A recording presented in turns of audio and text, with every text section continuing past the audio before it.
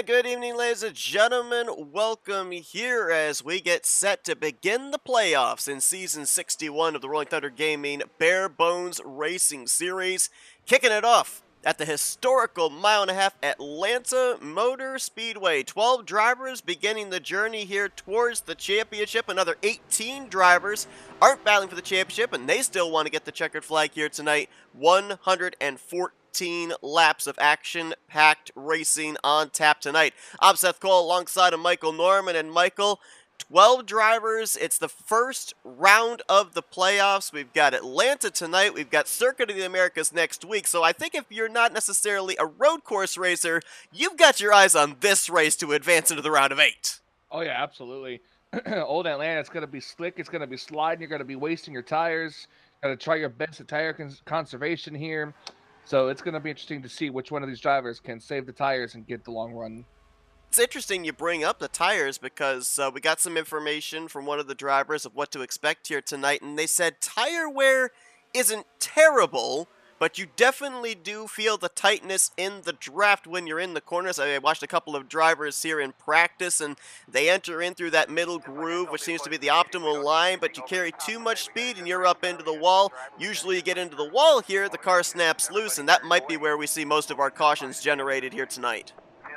Yeah, it's just one of those things here, so it's definitely going to be interesting to see who's going to come out on top. Definitely is, as cars gritting up here. 30 drivers set to take the green flag here tonight in this first race of the playoffs. Jerm Lewis, correction, the other car, his teammate, Chris Emery, got those two confused. Emery captures the pole position for tonight's race. He's going to be alongside of one of our playoff contenders. That is Sean Prime. Frank Rivard and Brian Schilling, a couple of playoff contenders in their own right. They're going to share row number 2. Row number 3 finds Andrew Miller and Jeff Supta, former winner on the season and playoff contender. Josh Metallic is going to be in row 4 with Ron Hagelin, both of them in the playoffs here this season. Greg Palmer, a former winner on the season. He's alongside of Rodney Sellens, playoff contender, back in the completion of the top 10. Andre Mahjong, he's a playoff driver. He's going to roll off 11th alongside of Glenn Harris. Brian Lovell will share row 7 with Denny Carroll. Richard Martin will be alongside of Jeremy Jeffries. Jeremy Jeffries, playoff contender. Andre Charest is in 17th on the grid alongside of Dante Ricky. Lost my plates there. Wiley Coate and Jerm Lewis. They are going to complete the top 20. John Van Gorder and Bobby Farrell back in row 11. Row 12 is going to find Dave Robbins and Craig Hagley. Bob LaChance is back in row 13. He'll be alongside of Terry Bombard. And bringing up the final 2 rows, JT Mayhew, Cy Jones in 27th and 28th. John Godfrey and Brian Rawson will complete the 30-car field here tonight. You remember to say my name? I put a lap down there, too. I purposely skipped over you. Wow, good. Wow. The time was disallowed, and the driver was disqualified. Says you. You're just mad because I outqualified you. I didn't set a lap, so so that naturally follows. Green flag in the air. We're underway here in the playoffs in the Barebone Racing Series. I could have said what your lap time was, but I decided to be nice. I mean, who said it was an actual lap time? I just went out there to put a lap down. Did you complete the entire mile and a half is the question. Yes. Then it counts. Then it's an official lap time. I'm just saying. I never said I was going to be fast. It's starting early here, and we got 113 laps still to go. What more are we going to get up to? Whoa! I'll tell you what Frank Rivard's getting up to. Cutting off the 11 of Jeff Supta right there. Out. That did not take long. Yellow flag waving here on lap John 1. Godfrey, Jean Van Gorder. There's the 19. Pretty good damage on the back end of the number 10 Camel Ford Mustang. Somebody got on the apron. Oh, Wiley Coate got on the apron and then came back up the track and then just took out the number 19. Let's drop back and take a look at what happened here over in 3 and 4. What do you think? Getting on the apron, maybe a product of cold tires potentially there? Could have been, but the fact that he kind of just turned back up like nothing else happened. Focused on the 19 of John Van Gorder. Watch the 5 ahead of him there, the Call of Duty Chevrolet. He goes into the corner. He's already on the apron once. He comes up. He turns it down on the apron again, and then comes off the track. I mean, he's already slowing down. He wasn't even in fourth gear at all yet. And there you see Godfrey nosing it into the inside wall. Terry Bombard was on the brakes trying to slow up. Got into the back of the 19. Cy Jones, I think he, for the most part, got through. He kind of used the wall to help slow him down. And I think he was able to avoid running into the back of Terry Bombard, who we'll focus on here.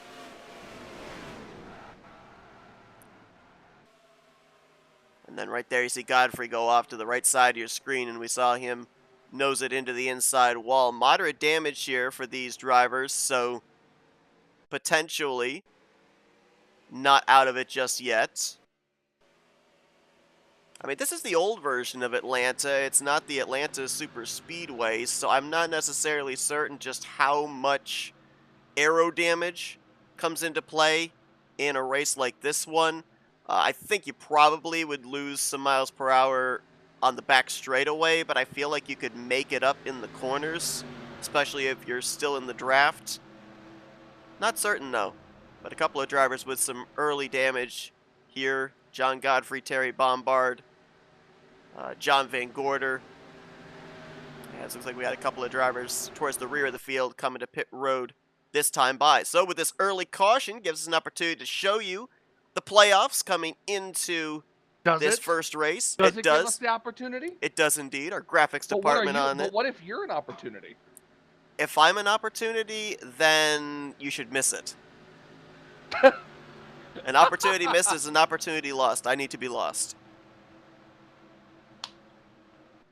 No response? All right, I guess I'll talk about the playoffs then. No, well, I mean, I responded. I opened up a can. You opened up a can. You actually want a response? Here's your response. Snap. Whoa! Was it a snap, crackle, or a pop? Oh, it's Cody Rose's. Whoa! If you open up a soda can and it does that, then you need to put that on eBay. Anyway, playoffs.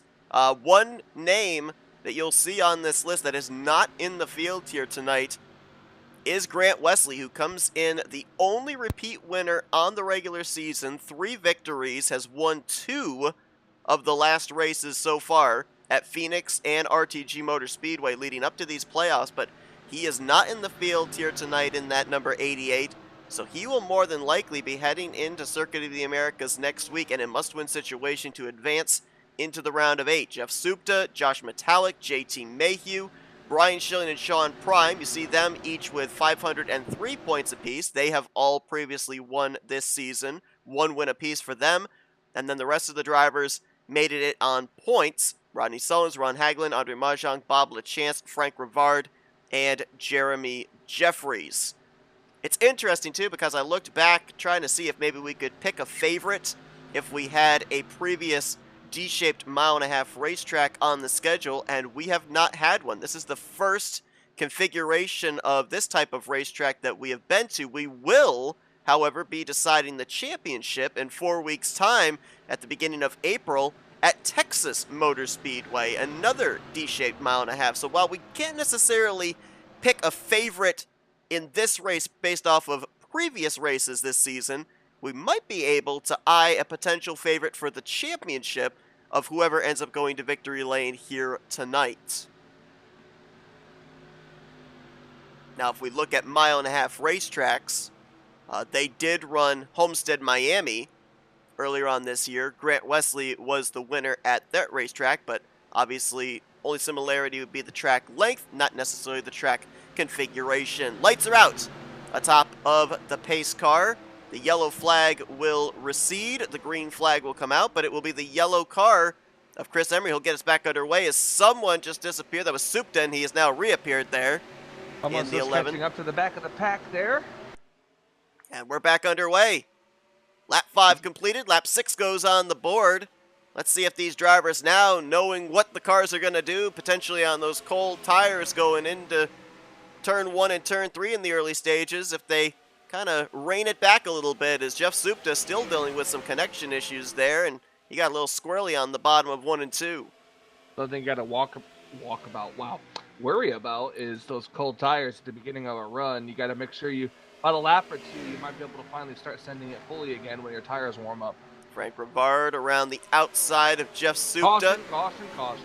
Caution out again, a second yellow flag as I think we've... Danny Carroll back here, Terry Bombard once again.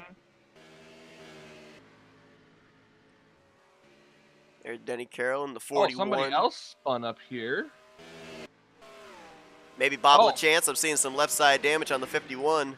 Denny Carroll spun it probably from cold tires. Yep, he comes up and then it just loses it. Well, we were talking about Atlanta and how it is on tires that are worn and lack of grip. Right in front of Terry Bombard. Who was that? Oh, Bob LaChance, how you say that name? Yeah, okay. I thought he might have been involved because I saw some left side damage on him as we were cycling through the field. Yeah, he got clipped by one car. Yeah, he got clipped by Denny, and it just sent him down into Terry Bombard and others' path. Here's a look at it with the 41 of Denny Carroll. Was running in 15th. Boy, you see him out of shape right there. Drifting up the track, comes back down. Back end doesn't plant. Andre Charest just barely squeaks through. There's where you were talking about with LaChance getting clipped. And Terry Bombard, Cy Jones thought they had the wreck missed. And all of a sudden, the 51 comes right down on the apron, right into their path. Second straight wreck that Terry Bombard has been a part of.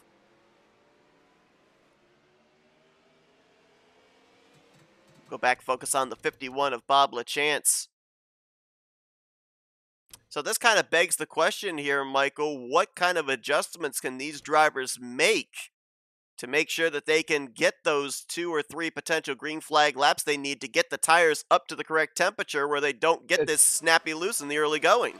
It's not so much of an adjustment you can make, Seth. It's you just gotta take it really easy in the corners, not try to push it too hard until your tires warm up. It's just, in a pack like this, it's going to be a little hard to do, though. Something I'm noticing here, and you mentioned it with the Wiley Coat incident, and I just noticed it there with Denny Carroll. Now, obviously, I've not turned any laps, so what I'm saying may be an impossibility, but do you think maybe you would consider, before you even get into turn 1, shifting up to the high 4th gear, maybe for just a tad bit more stability? Because most of these drivers here that I'm seeing that are going around, they're still in 3rd gear, have not made the upshift to 4th gear.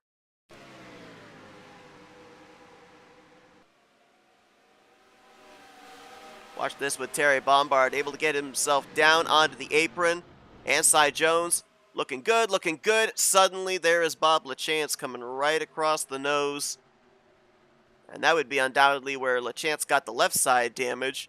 Otherwise, he might have either been okay or would have probably nosed it into the inside wall. Well, he had gotten rear end damage, too, because as he's coming out of pit road, he has no rear bumper now. Everything inside the back of his car is completely exposed. We might get in trouble for that. YouTube might not allow that. Does that go against the TOS? It's a vehicle, though, so, I mean, I don't know.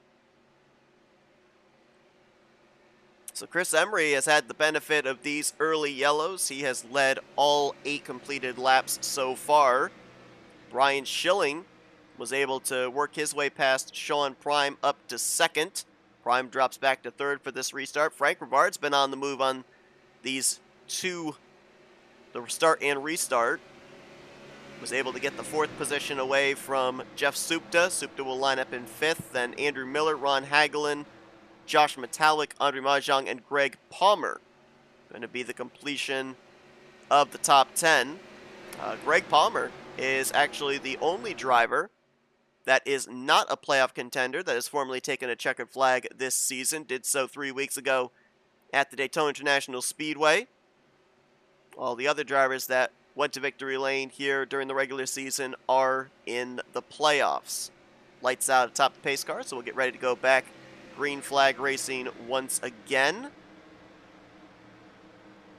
These cautions in the early going making things interesting in terms of fuel. We were told the fuel window somewhere in the realm of 30 to 32 laps. Coming in at the start of this race, we were looking at a three-stopper, but with now going green 10 laps under our belt, we could potentially be looking at a two-stop race from this point out, depending on how much you would be able to save. Was also told that fuel near the end of a run could be more of a concern than the tires. The tires don't necessarily wear. They do heat up, and you do feel the tight sensation, but the tire wear is not that terribly bad here with this track, this car, and this setup. So be interesting to follow up on that if we end up having some late yellows and some drivers come down pit road. Maybe mix it up with some strategy, maybe no tires, maybe two tires to gain some track position. All right, here we go, racking them back up for another restart. Chris Emery going to lead them down into the restart zone. Green flag back in the air here at Atlanta. See how long we can. We got this. Sean Prime, Brian Schilling going to be side by side for the second position. Just saw somebody down the apron there. I think it was Brian Lovell. Wiley Coat just wrecked. Another product of cold tires. He literally just lost it coming out of turn 2. Caution's going to fly once again. And he just parked it. Second incident that he's been involved in tonight, and Wiley Coat, just like that. Looks like his evening's going to come to an early end. Emery going to lead us back here to the yellow.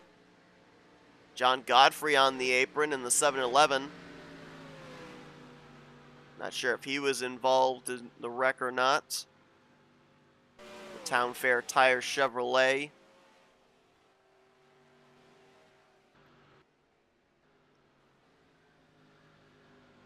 Lap 12 on the board, third caution of the evening, as these drivers are dealing with the slickness of the cold, fresh tires in the early going of these restarts. Let's take you back to what happened. Actually, hold on, we're going to come back to live because I think John Godfrey, where I just noticed the 7-Eleven. I think he's pulling up for some extra fuel. Look at this. He's pulling up the Suzuki gas pumps. Oh, he's gone. Yeah, but he probably just got himself a good deal on gasoline. Yep, took his car behind the wall. I wonder if he got did he get the Cy Jones discount?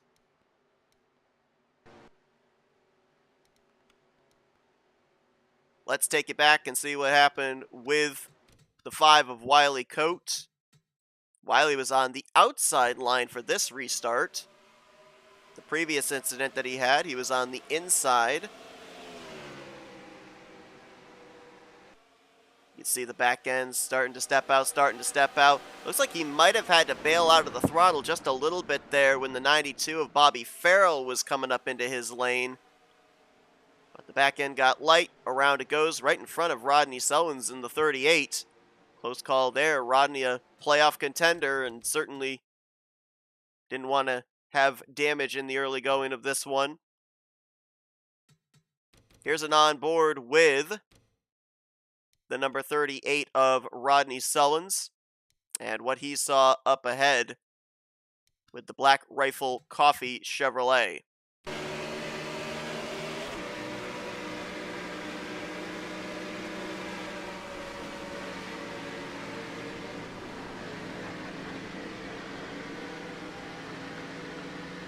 Caution lights are still on. I don't really see nobody's a lap down, Seth. So Nope, we've not had really any opportunity for any lap machines here, with only getting maybe what, a lap and a half under green flag here so far. You definitely would think about that, yeah.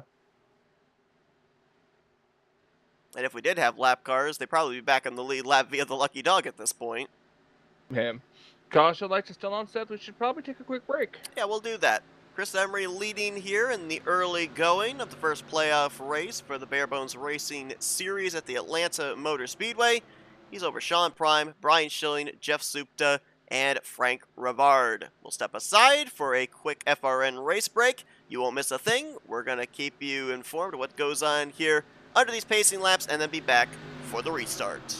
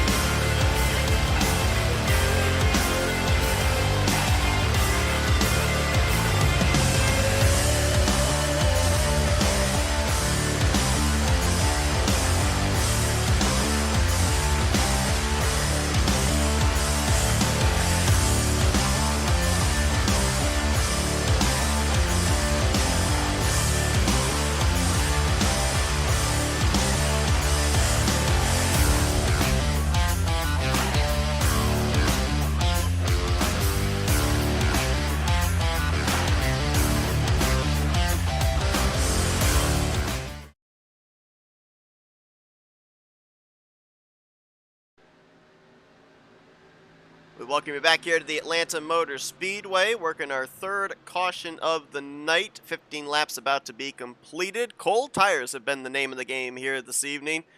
Jason Sheck in our chat here saying they're Acme tires. So maybe Wile E. Coyote installed the tires on these cars here this evening. Chris Emery has led all of the laps so far. He's had the benefit of leading most of them under the yellow flag. No, freaking what's his name from Batman and Robin? Mr. Freeze installed all these ding tires.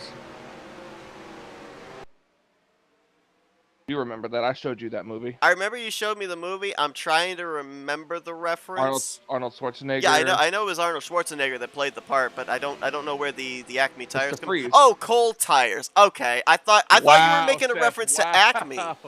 Wow, Seth. Wow. It's been a long day, man. Oh, and there's another wreck. But I think it happened below the apron, maybe? Nope, no caution. No caution this time. No caution will stay green. Bobble Chance and Cy Jones. Playoff contender in the 51. There's the 7 of Cy Jones. And we got ourselves a lap of green flag. Now Sean Prime jumping up to the top. Chris Emery going down to the bottom. Highlights the more preferred lane here. Kind of surprised that Emery gave up the top of the racetrack to the 15. He's going to do it again over here into turn 3. Prime's going to get alongside him. I figured he'd try to stay in that dark part of the racetrack, which right. is groove, but it's kind of a catch-22, a risk-reward if you run up there on that outside line. You get that really good run off the corner and onto the straightaway, which you see gets Sean Prime to the lead, but also you overstep that cushion just enough. Like, look how high up Brian Schilling is. You're going to get into that outside wall. So it's kind of do you dare or do you not dare? Maybe Chris Emery's hasn't had a plan from the start. It just kind of seems like he's being super slow on the inside lane. Boy, Brian Schilling running very high up there on the racetrack. Andre Mahjong almost got the wall off of turn 4. Schilling putting the pressure on Sean Prime for the top position. Oh, look at that! The wall. Wow! Kyle Larson would have been proud of that line. That was literally ripping the top. And Sean Prime sees that. He's going to move up to that same lane, put the dirty air on the nose of the Kodak Chevrolet, try and get him tight off of turn 4. This is what we were looking for. They just needed that 2 or 3 laps, get these tires up to temperature, get that grip in the Goodyears to be able to get this multi-groove racing. Sean Prime runs about 2 grooves lower through 1 and 2 than Brian Schilling. And here comes Jeff Supta now into the fight. The tough part also, you kind of look at the 11 running down there low, is wherever the driver ahead of you is running, your hand is kind of forced. You have to run the opposite. Otherwise, number 1, you're not going to be able to pass them driving through them. You got to go where they're not. And number 2, you want to have that clean air to the nose on corner exit, because if it tightens up, you're probably going to go into the wall. Oh yeah, and you know it too. Jeremy Jeffrey is there in the 5th position behind Frank Rivard. Jeremy coming into this race 12th of the 12 playoff drivers. The last driver to point his way in to the postseason. Right behind the 35 of Frank Rivard.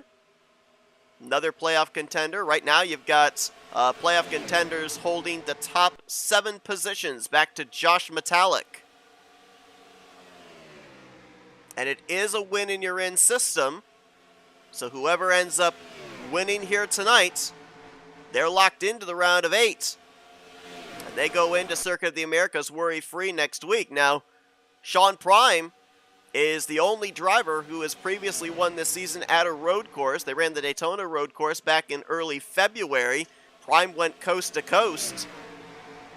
So if Sean Prime were to win here tonight, you'd have to think he'd be one of the favorites heading into Dakota next week, which means that more than likely 7 drivers would have to point their way into the round of 8.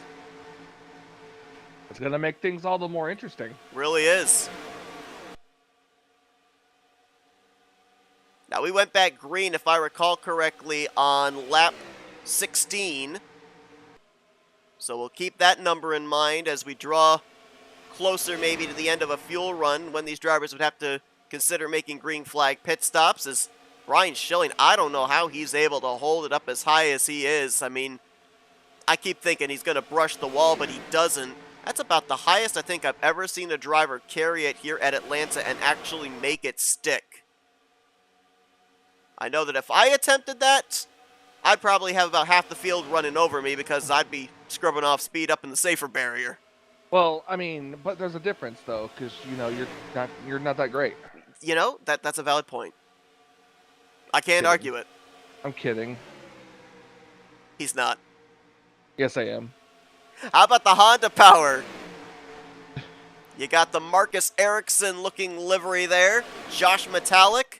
He's making up some ground on that inside line, actually. He was 5th the last time we checked in. Actually, no, correction, he was 6th the last time we checked in. And he's now alongside of Jeff Supta for the 2nd spot. Now, while he is gaining time the shorter way around the racetrack, he is definitely heating up that right front a lot more. So he's getting awfully tight there on corner exit. But he makes up that ground on the entry to the corner. And now Jeff Supta and Sean Primer noticing that, and they're going to move down to the inside of the racetrack there through 3 and 4. Slow car up ahead. Coming up on the slow car. Is that LaChance or Cy Jones? I believe that's Bob LaChance. Yes, it is. You know how I knew? No back bumper. That's the dead giveaway. Looks like he's going to yield to the outside line. Everybody going to have to pass him on the inside. Ooh, this is going to be tight off of turn 4. Jeremy Jeffries, fortunately, was given enough room by Andrew Miller there as they were 3 wide going around the now lap machine of LaChance. Looks like they all got through it. Oh, wait a minute. Did I just see the caution waving there? Yes, I did. Yellow flag is out. 4th time tonight that the caution flag waves. Happened towards the back of the pack. I'm wondering if it was in relation to drivers trying to get around the slow 51. That was a really tight area of the racetrack on the exit of turn 4 when they encountered Bob LaChance. Looks like smoke here on the front straightaway. Uh-oh. I don't like the way those skid marks look. Somebody looks like they got maybe right rear hooked and went straight into the outside wall in the second half of the D-shaped front straightaway. And that might have been the culprit right there.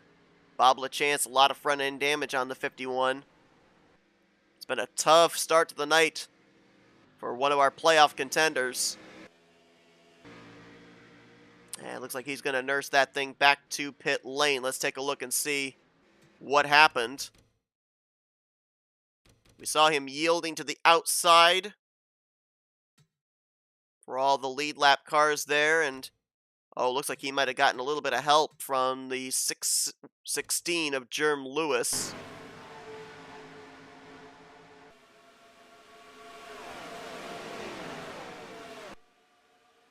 Yeah, man, Jerm Lewis. It looked like he had a lane down there to the inside. Oh, Craig Hagley nowhere to go as he gets clipped in the right side. The worst part of a wreck is when you're about to make it through and then get clipped very last second. Just the last second, yep.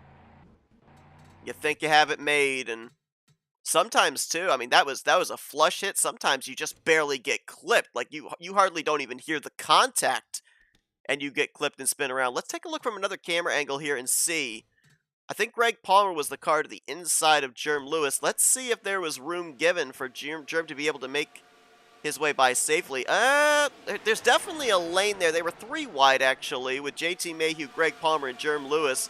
But there was most certainly enough room there left by the 51 for the 616 to go to the inside, and he just runs the 51 over. So you can't really put that one on LaChance. Atlanta's not the easiest racetrack to be able to get out of people's way with how tight it is, especially on the front stretch. Yep, and it's just really nothing. I mean, to be honest, you can pick a lane to go in, but it's really up to everybody else to try to get around you. Exactly. As long as you hold your line, then it's the responsibility of the other drivers to make sure that they get around you safely. And I feel Bob LaChance definitely did hold his line there. So, unfortunately, though, it looks like he is out of the race. He'll finish in 27th. And Germ Lewis, who got into the back of him, he is also out of the race. He'll finish in 26th. So we're working our fourth caution of the night. Already 4 drivers back in the garage area. Germ Lewis, Bob LaChance, Wiley Coate, and John Godfrey.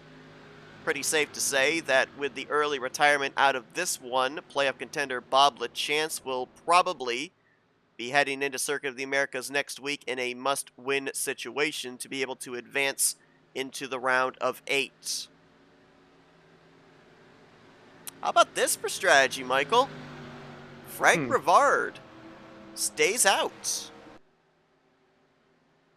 I don't know about that one. I'm not sure about that one either. Now, granted, we still have the lights on the pace car, so he may dive onto pit road here at the 1 to green.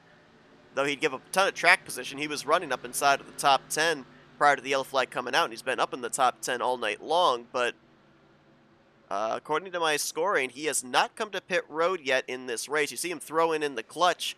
He probably was able to save some fuel under the early caution laps, but I don't see how he'd be able to make it really any further than another 10 laps before having to come to pit road under green. Also, okay, well, never mind. I won't even bring up the other scenario because he's coming to pit road. I was going to say, can you imagine the trouble drivers have been having on fresh tires, cold fresh tires, going into turn 1 on 30-lap old cold tires? Man, good luck to you if you try that.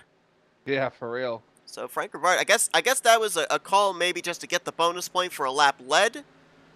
That'll help him towards the playoffs and his hopes of advancing into the round of 8. He turns the lead over to Sean Prime. We'll have Josh Metallic to his outside. Brian Schilling. How about Brian Lovell? He was just about to crack the top 5 before that caution came out. He'll restart in 4th. Jeremy Jeffries there in 5th. Dante Ricky, first time we mentioned his name tonight. He's up on the outside of row number 3. Then pole sitter Chris Emery, Andre Mahjong, Rodney Sullins, and Greg Palmer are going to be the top 10 for this restart. 25 drivers still running. All 25 on the lead lap at this point in time. It's like a couple of other drivers that were running well here in the early going. Going to be starting deep in the field. Jeff Supta with a bit of an extended stay on pit road. Same for Andrew Miller and Ron Hagelin. So they're going to lose some track position and look to gain it back here on this upcoming restart.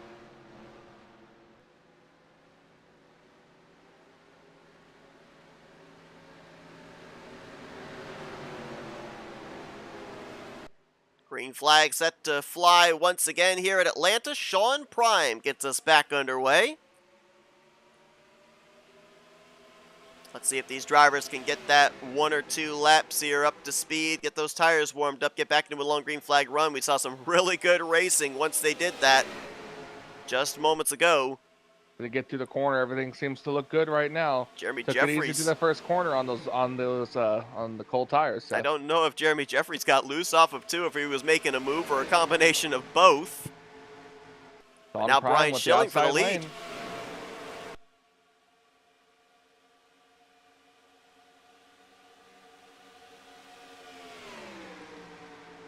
Trying to take advantage of those fresh tires right down on the white line. Brian Schilling trying to get to the left rear quarter panel of Sean Prime. But like you said, outside lane's got the run.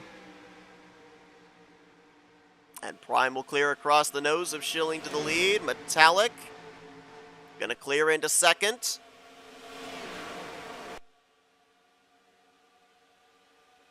The 11 of Jeff Supta is not only running at the back of the pack, but he's running quite a ways back behind the leaders. I wonder if something's wrong with that car. Now, granted, remember we saw in the early going of this race he was having some connection issues. I wonder if maybe the internet gremlins came back and he's kind of riding back there to stay out of trouble. I mean, on that last run, though, looked like his connection was fine. He was making some good moves up there inside of the top 5, so not 100% certain what exactly is going on with his machine. He's currently back in 23rd place. And Frank Rivard, who we saw play the strategy there of coming to pit road at the 1 to green, he's mired back in 22nd position. Josh Metallic, high, wide, and handsome, clears around the outside of Sean Prime. He'll go to the point for his first lap lead of the night. Side by side between a couple of non-playoff drivers for third. Dante Ricky in the 84, Brian Lovell in the 043, and Lovell gets the advantage there through 1 and 2. Dante charges back on the top side, gets a little bit of maybe a bubble push there from Andre Mahjong, and then almost pushed Dante Ricky into the back bumper of Sean Prime there going into 3. They had maybe too good of a run. Guys should be racing at the super speedway version of this racetrack, the way they bumping and racing and things like that. I mean, in some ways, but that's my opinion. Well, I mean, when you consider the fact that we're seeing multi-groove and we're CTS physics, it may have some aspects of a Atlanta Super Speedway. I think probably they're feathering the throttle a heck of a lot more than they would if we were at the Super Speedway configuration, but we're definitely seeing drivers be able to generate runs, be able to kind of draft with each other on these straightaways. So I think there's like a few different characteristics of the Super Speedway configuration that these drivers are dealing with tonight. Just not the full-fledged Super Speedway.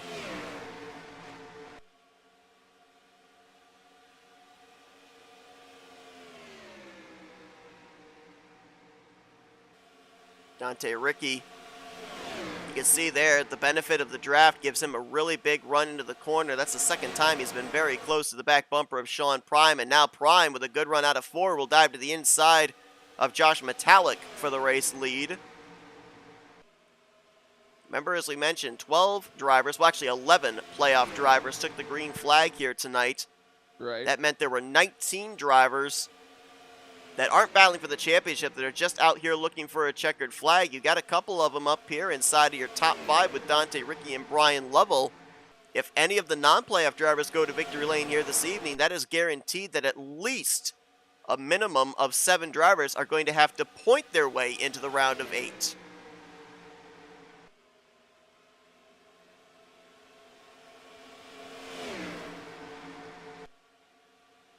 Also, too, if any of our previous winners go to victory lane here tonight, then Grant Wesley would no longer be the only multi-time winner on the season. And you've got a couple of those former winners battling here side by side for the top position. Josh Metallic, the winner at the season opener at MNTR Speedway. Sean Prime, as we mentioned, the winner at the Daytona Road Course. How about this? 3 wide, middle of the pack, Greg Palmer, Chris Emery, Jeremy Jeffries. That was around the 8th position. Emery's going to be the one to back out of that situation on the back straightaway. Greg Palmer's run a limited schedule here this season, so his victory at Daytona did not have him eligible for the playoffs. Side by side there with Rodney Sullins. If you go back to that second incident with Wiley Coate, Rodney Sullins was right behind him and was able to woe up enough to not make contact, keeping his race hopes alive and increasing his chances of advancing into the round of 8. And he's made good ever since, currently up inside of the top 10 in 7th. Whoa, the 27 of Andre Mahjong. It's like he might have gotten a little loose there off of 4. Yeah, it's keeping you on your toes, too. You never know what's going to happen around this racetrack, Seth. You know? That's the thing, too, when the right? Tires, you know, you get your tires up to speed or up to temperature, you can start racing good, but once they get a little too high, that's when your car's going to start slipping and sliding. Exactly, right? It's like the lever just keeps increasing. You're first dealing with keeping the car underneath you at the beginning with the cold tires. Then you get into a comfort level and maybe a false sense of security, because then when the tires wear down, then your rear grip goes away.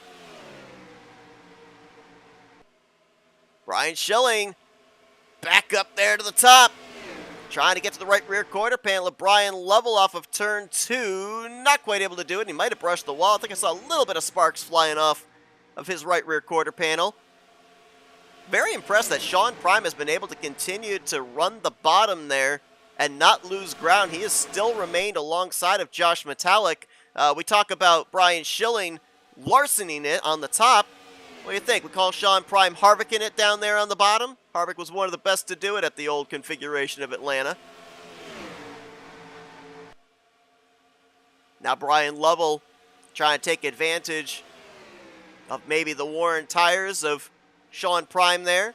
Looking for second place. Dante Ricky again, very close to the back bumper, the 15. I think there's He a almost north had and a south run. pole mag. Oh Oh, no! there's a Rodney wreck. Stone's in the Oh, there's a wall! big wreck. Oh, This is yep, going and to I be a think big that's one. Oh my gosh. someone's upside down, and I think that started, like you said, Seth, with somebody hitting the wall. Yep, Sullen's got the wall, slid down into Greg Palmer. Oh man, Andre Mahjong just hit the corner of that inside wall. Richard Martin's involved. There's the 22 of Palmer. And that was in the D-shaped front straightaway, which normally you spin down into that grass, there's a pretty likely chance that they're going to spin back up into traffic, and there's not a whole lot you can do in terms of avoiding when that happens. Some big hits right there. You mentioned about the car almost upside down. That was Rodney Sullins, and there were quite a few of your playoff contenders involved in that one also. The 38, the 27 amongst them. Ajay Rangjong is actually out of the race. He wasn't even able to drive it back to pit road. Big wreck on lap 46. We caught the tail end of it there with that pan shot out of turn 4. We'll take a more in-depth angle of it. They might have been 3 wide with Sullins, Palmer, and maybe a third car. And the 38 just pushed up. Well, actually, I think they were 3 wide because the 38 pushed up. Watch this here as Rodney Sullins is making his way out of turn 4. Watch how that car just continues to make its way up towards the wall. Brushes it there. Oh! And then Andre Mahjong looks like he might have made some contact with Greg Palmer. Denny Carroll was in it in the 41. Andrew Miller goes for a bit of a slide, but I think he just barely gets through. There's Demar going off on the right side of your screen. Jeff Supta got a little piece of it as well in the 11. Let's take a look at that camera angle again and watch the 27 on the inside line. Does he push up into the 22?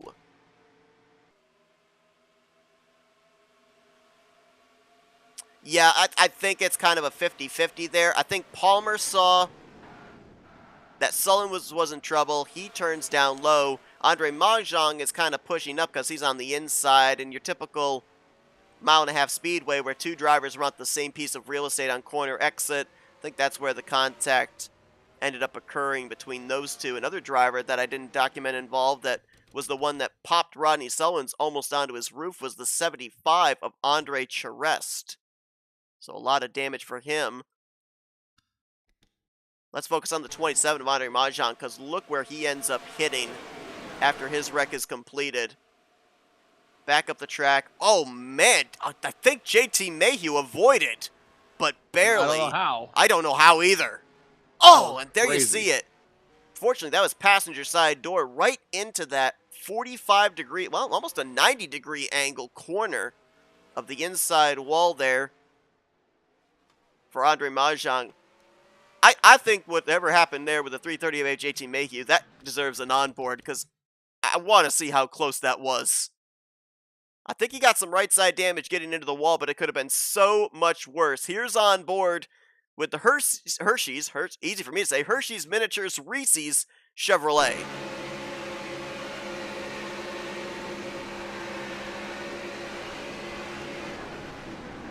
Wow! I hate when that does that. Yeah, so crazy. Might have been a little bit of contact there with the left front, but I mean, if that 27 spins back up the track just a second sooner, we probably see the 338, if not in the catch fence, maybe into the front straightaway grandstands. Yeah, and that would have been a little hard to explain to the state of Georgia. Yeah.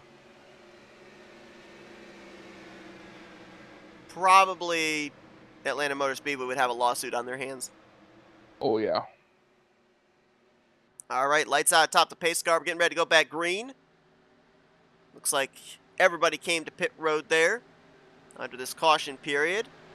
Josh Metallic going to have the lead. Dante Ricky will be to his outside now. Sean Prime, Brian Lovell, Jeremy Jeffries, the top 5. Brian Schilling, Andrew Miller. Andre Charest is up here in the 8th position despite that front-end hit into Rodney Sullins. We'll have to see if he's up to speed or not. And then JT Mayhew, who had that incredible miss that we were just on board with, and Jeff Supta are going to be the completion of the top 10. Greg Palmer and Andre Mahjong have retired out of the race after this last incident, leaving us with 23 drivers still running, those 23 on the lead lap. Almost halfway home here tonight in the first race of the Season 61 Barebones Racing Series playoffs at the Atlanta Motor Speedway. Josh Metallic's Honda ready to get us back under the green. Green flag.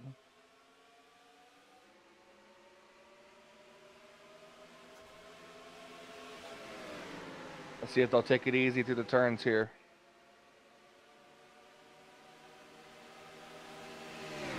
Ooh, Sean Prime moved up the track to try and get in front of Brian Lovell, put Lovell in the wall, and they're wrecking. Brian Schilling and Andre Charest around on the back straightaway. Looks like everybody else is going to avoid them. Yeah, Sean Prime tried to fit himself into a hole that wasn't there. And caution's going to wave for the 6th time here tonight. Doesn't look like a whole lot of damage sustained for either the 75 or the 4. The tough thing for them is they're going to lose out on a ton of track position. Schilling and Charest both restarted up inside of the top 8. Denny Carroll in the 41. Saw him coming down pit road. Let's go back, take a look at what happened here. It starts with the 043 of Brian Lovell because he gets put up into the outside wall. We'll focus here on the 4 of Brian Schilling, but watch the gray number 15 on the inside line of Sean Prime. Right here, you're going to see him come up the racetrack. And as he comes up the racetrack, I think there might have been some contact between his right rear and the left front of Brian Lovell. Everybody on that top line having to check up. They all tried to fan down to the inside as well. And Andre Charest trying to avoid the 043 gets into the right rear of Brian Schilling and spins him around.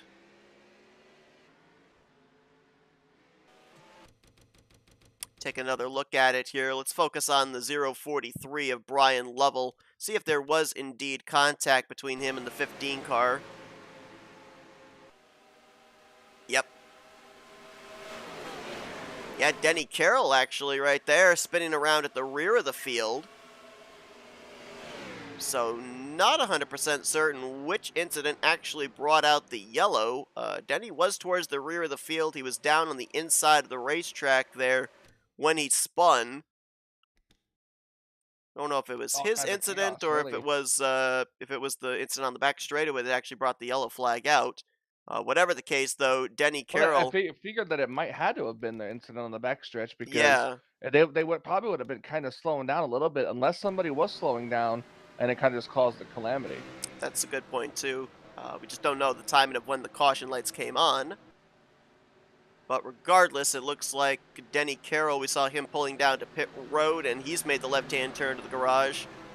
Brian Lovell also has gone to the garage area, so they're starting to pile up there in the infield. That is 8 drivers now out of this race, leaving us with 21 drivers still running.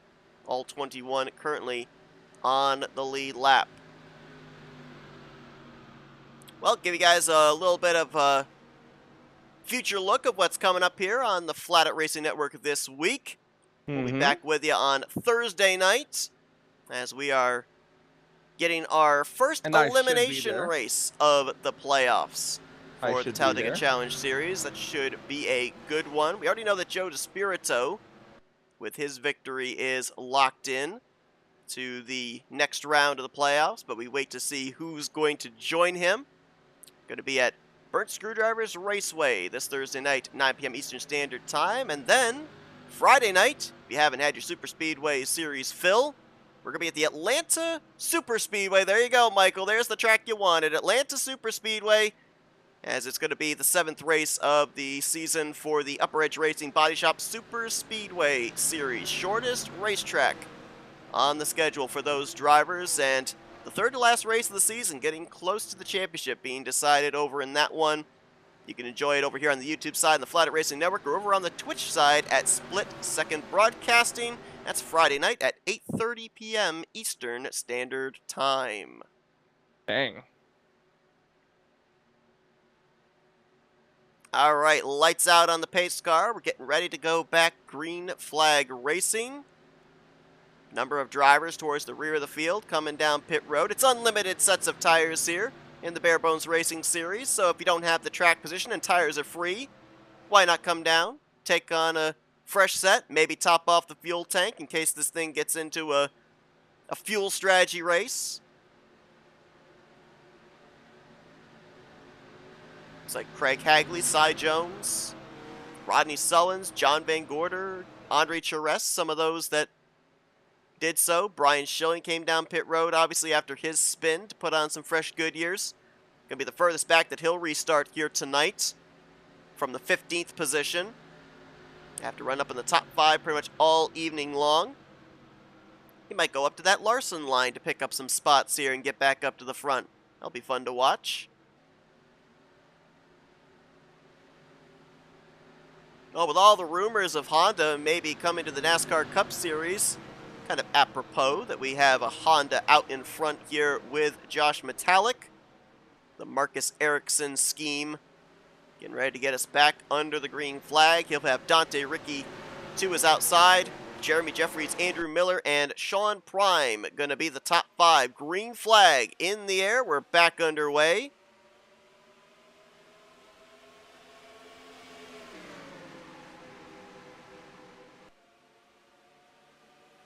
All 3 of our top 3. Oh, we got a spinner in the back. I think that might have been the pole sitter, Chris Emery.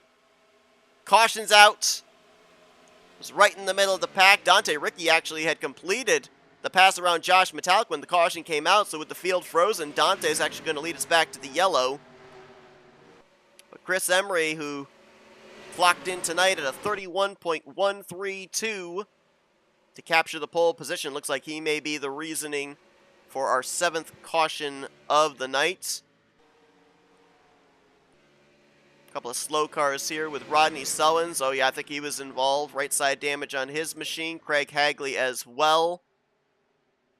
Chris Emery no longer on the racetrack. He's now out of the event. They're piling up like cordwood here, Michael. About halfway through this race, and now 9 drivers back behind the wall. As we'll take a look at what happened with the 000. 000. Oh, looks like Glenn Harris pushes up, gets into the side of him. Rodney Sullins gets clipped in the right rear. Nothing that Craig Hagley can do as he's on the brakes trying to slow up. And you know that, Seth, too. This has been quite a... We talked about it at the beginning of the race. This racetrack has really been quite a slippery racetrack out there, but it's mostly because of the cold tires. It is. I think this incident, though, wasn't necessarily in terms of the tires. I think this actually is more in terms of the mod. you and I both know this next-gen mod, the cars, they're beautiful to look at, but their hitboxes are a little sketchy. Yeah, for real. They really are. We just know this one in a race we had last night. Exactly. Not to mention, you used to race in this series. Well, not used to. I still race in the series, but part-time.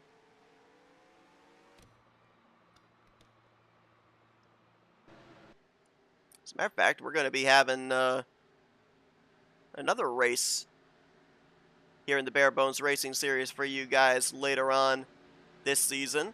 We talked about the fact that there is another D-shaped mile-and-a-half track on the schedule, where we might look at the winner of this race as the favorite going into that one, where the championship decided, yeah, April 8th.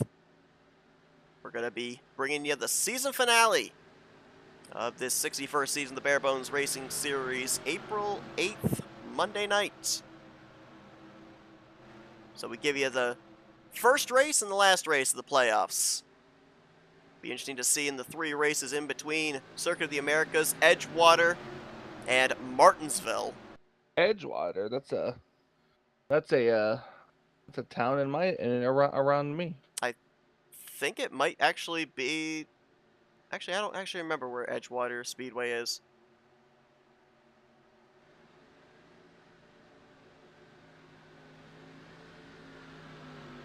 I look at this schedule, though, for the playoffs. Circuit of the Americas next week. You know, all the road course drivers are licking their chops for that one. I'm looking right now to see where Edgewater is at as far as the location of that speedway. But how about Martinsville as the last race for an elimination race to determine the Final Four? Oh. Yeah, that's talk about using the chrome horn. Yeah, right? Exactly.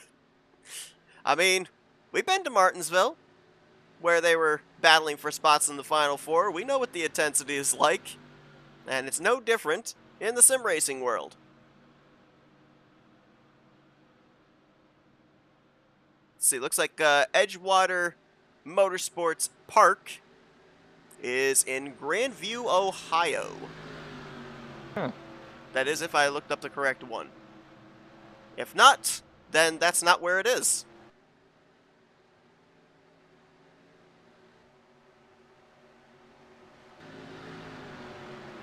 About a couple of drivers up here now, inside of the top 6 or 7, that we haven't really talked a lot about here this evening. How about a broadcast colleague, Andrew Miller, right there, holding down the 4th position.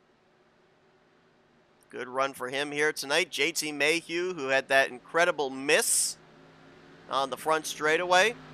We saw him put down a lap time in qualifying, but then he DQ'd himself, started at the rear of the field, rolled off the grid from the 27th position, and he's now up here in 6th.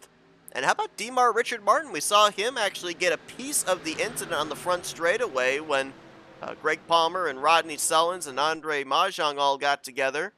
He's been able to rebound, currently up here, getting set to restart in 7th. And Frank Rivard, Jeff Supta, who we saw both lose some track position about 2 cautions ago, they've made that ground back up. They're back into the top 5. Rivard will restart in 8th, and Jeff Supta in 9th. Looks like they've called an audible here, Michael. Looks like we're getting single file restarts here, as the lights are on the pace car and they have not doubled up.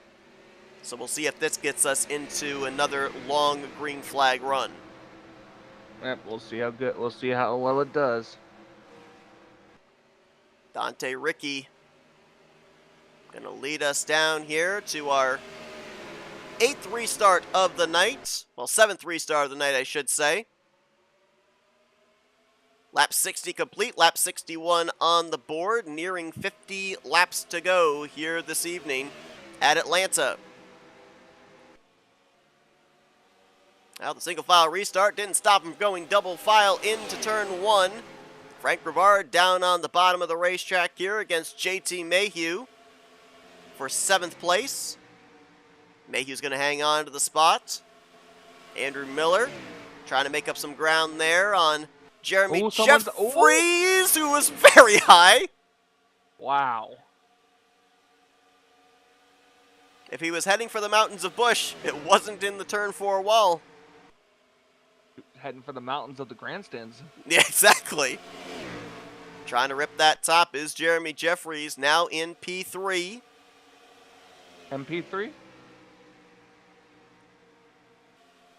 Yes. The silence. The fans in the stands are doing the WAV. That was clever. That was clever. I'll give you that one. I will give you that one. That was clever. It's my first and only one of the night, that's all you get. I'm tapped out.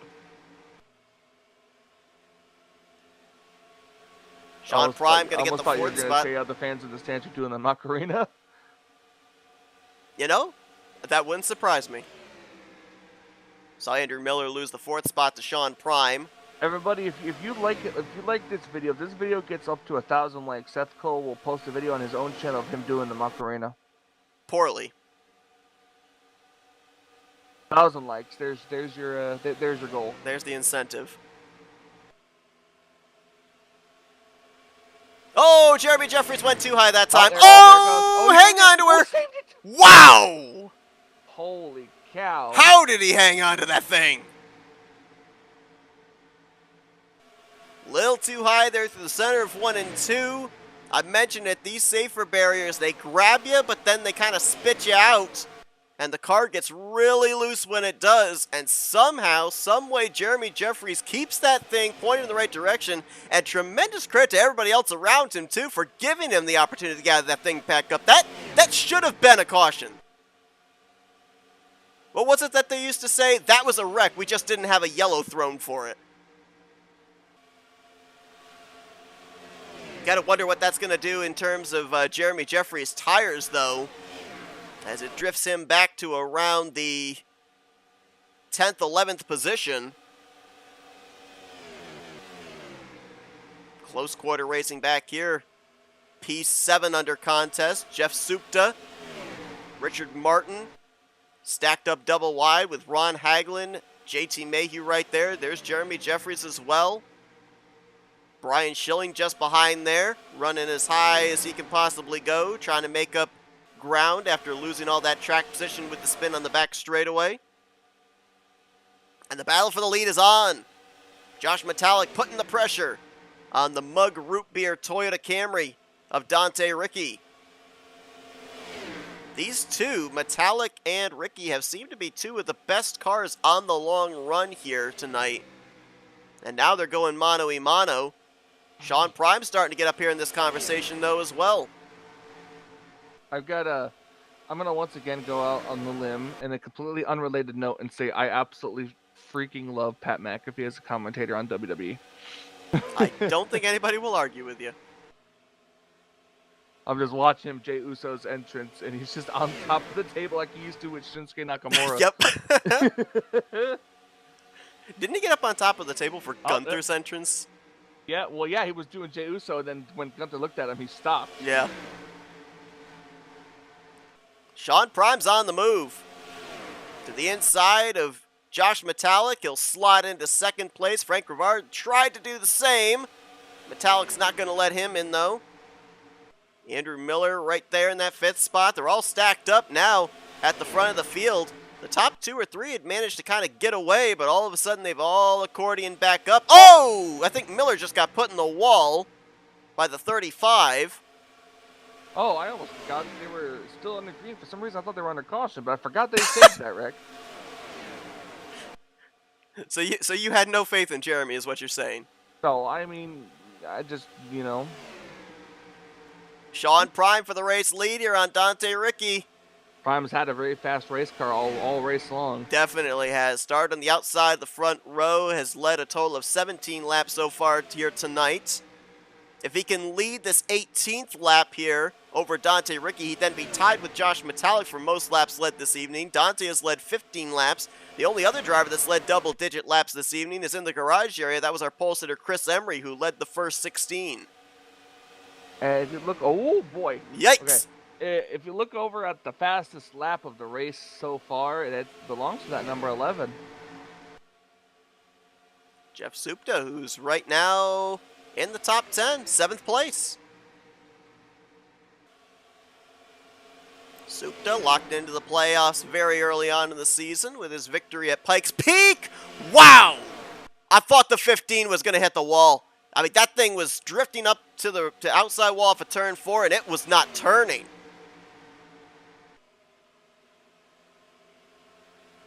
Fortunately, though, there was just maybe a paper width space between him and that outside safer barrier. He'll keep the top position for the moment. Dante Ricky, man, Dante!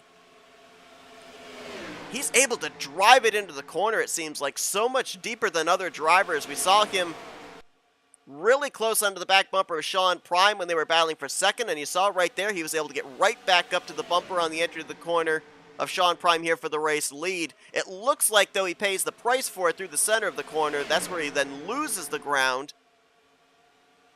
And you want that straightaway speed, especially to be able to get a run on the car you're trying to pass. I think I heard an idling engine. Maybe I'm just crazy.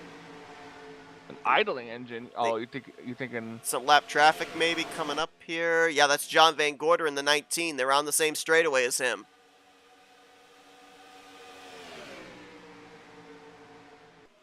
Couple more updates of drivers out of the race. Oh, the Craig, 47's going about thinking three wide back there. Sorry, I didn't mean to cut you nope, you're off there, good. but he was looking three wide. Nope, you're all good. Craig Hagley, 7 laps ago, came to pit road, and he is out of the race. And Rodney Sullins, playoff contender. We saw him have that hard hit on the front straightaway. 4 laps ago, he came to pit road, and he is out of the race. He'll finish 19th here tonight. Pass for second place. Maybe. Frank Rivard, I think he might have been going for the slide job there. Wasn't clear on Dante Ricky. Man. Someone's got to tell these guys that the side draft does not work here in NR 2003. But are they side drafting or are they pinching? They're doing a little of both or something. I don't know. Whoa, gosh. There's the 19 of John Van Gorder. They're going to counter him here in the corner of 1 and 2. Gorder in the corner? Gorder in the corner. I thought about that too, actually. Get out of my head. There was something else that I ended up doing with a driver and something that I said, and it ended up rhyming. I can't remember what it was now. It was a couple of weeks ago. I was like, get out of my head. It's like they all made their way around the 19. Whoa, Terry Bombard. Oh, he's around. Oh, he was warping, and I think he might have just clipped somebody there. Caution's going to wave. He was doing quite a shimmy there on the front straightaway, and I think he may have side-warped into John Van Gorder. And the caution flag is going to come out. You guys are slowing down. This is a very interesting time for this yellow also, because based off the numbers we were given, if these drivers come to pit road and say they restart on lap 80, they'd be about maybe 2 laps short of making it the rest of the way. It's not going to be lap 80. Remember, there's at least 4 laps of caution, give or take, so it's going to be 82, maybe 83. Wow, so that's right on the number. That is literally around 32 to go then.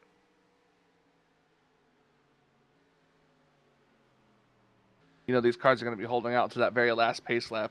I would. Well, I would come down on the last pace lap. I don't care if I give up track position. Really? If I knew I was making it, if I could make it, I would come down on the last pace lap and just try to work my way casually up through the pack, hoping that we didn't get another caution. That's interesting that you would do that strategy. We're going to go back and look at this replay, but I want to just kind of discuss that because we've seen Brian Schilling and we've seen, Frank Rivard. They lost track position, and it took them a long time and a couple of cautions to be able to get it back. So do you seriously think that if you come to pit road at the 1 to green, yeah, you've got the security of probably being able to make it on fuel, but do you really think you'd be able to make your way back up through the field, back up to where you were running at the time?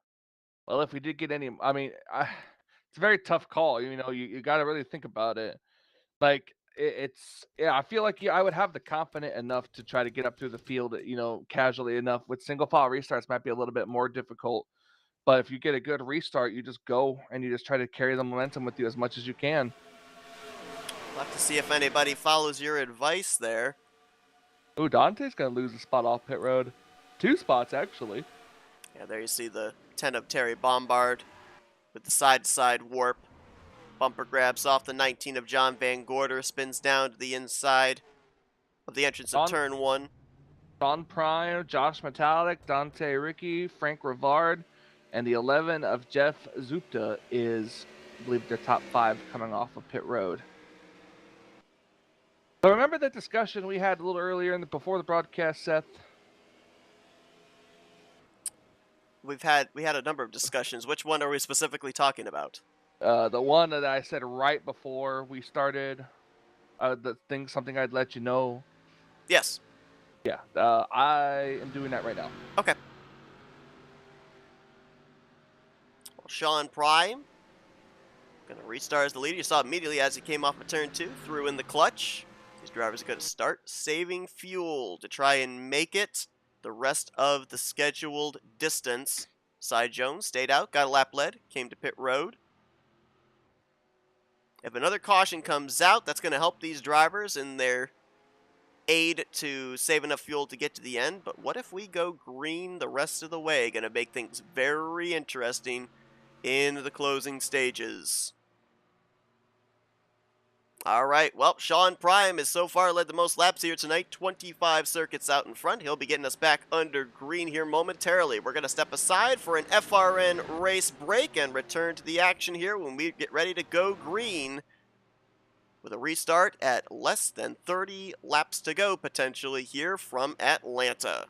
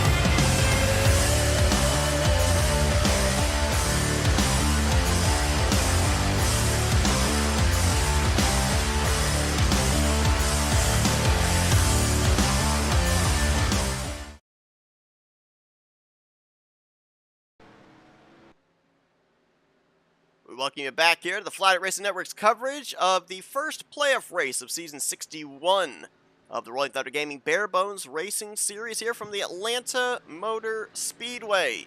It's the first of 2 races here for the round of 12.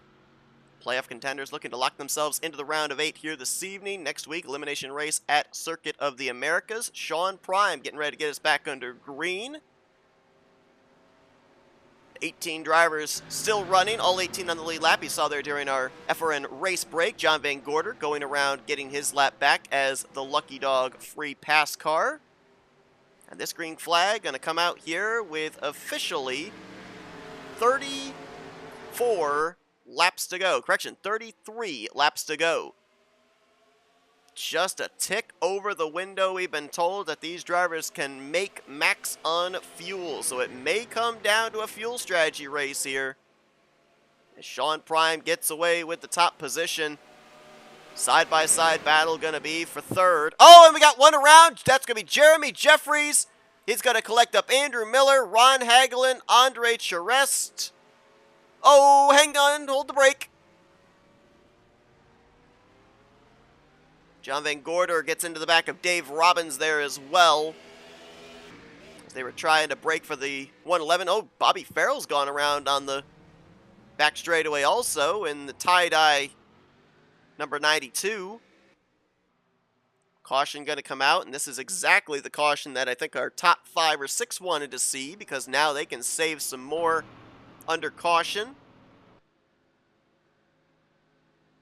Let's take a look, see what happened here. They were all kind of stacking up from about 3rd place on back. Jeremy Jeffries was the car that we saw out of shape first. So we'll focus the camera on him.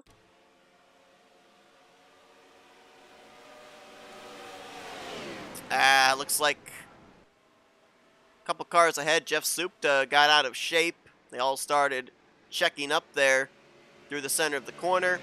And when Jeremy Jeffries lifted, back end of the car got light, comes down into, who was that, the Ford Brian Schilling, I believe, goes around. Other drivers got collected up. Andrew Miller's been having a great night, and he's going to get involved in this one. Nowhere to go as he clips the front end of Jeffries. Ooh, the left front of Ron Hagelin's car. The tire actually came up off the ground. There's Bobby Farrell there on the lower portion of our screen. Looked like he had gotten through. Maybe he got clipped late.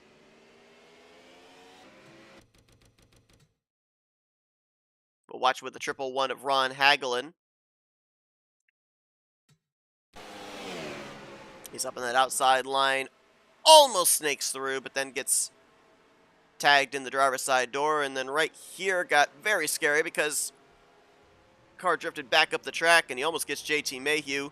Dave Robbins gets on the brakes, but not before John Van Gorder pops him in the back bumper. Let's see if we can figure out what happens here with the 92 of Bobby Farrell, who looked like he got through the incident. Wreck's already in progress. Glenn Harris, nice miss there. And Farrell... I have returned. Have we went back green or? Well, we went back green, then we had a wreck on the back straightaway there. Looks like Farrell, maybe when he downshifted, back end of the car snapped around on him and he loops it there, heading into turn 3. So yeah, while we were gone, we had an incident, a wreck starting around the 6th position. And Jeremy Jeffries, Andrew Miller, Ron Hagelin were in that. But this caution, we went back green with 33 laps to go. So we were just outside of the window. Now with this caution and these pacing laps, might be exactly the caution these drivers needed because they probably will now be able to make it the rest of the way. It'd be interesting to see. There you hear it. No engine sound out of the 15 through turn 2. Throwing in the clutch. Shutting off the engine. One thing I kind of wish I had been paying attention to during the course of this race when we had those long green flag runs was lap times. See how much fall off there actually was in terms of lap times, because we know that usually the slower the lap time, the less fuel is consumed because you don't have the higher power of the engine. I don't know just exactly how much the lap times fall off. So I would assume, though, even if we kept a constant race pace on this upcoming restart, that more than likely drivers up here at the front would be able to make it the rest of the way. We'll have to wait and see, though. Looks like no lucky dog under this caution period, so still 18 cars running. And lights are out, so we're getting ready to go back green. Let's give you an update here, as we are at less than 30 to go, of where your remaining playoff contenders are restarting. Sean Prime out in front, Josh Metallic in 2nd, Frank Rivard will be 4th, Jeff Supta in 5th. Got to go all the way back to 14th, which is where you find Brian Schilling. Jeremy Jeffries in 15th, and JT Mayhew looks like he will restart the last car on the lead lap in the 18th position.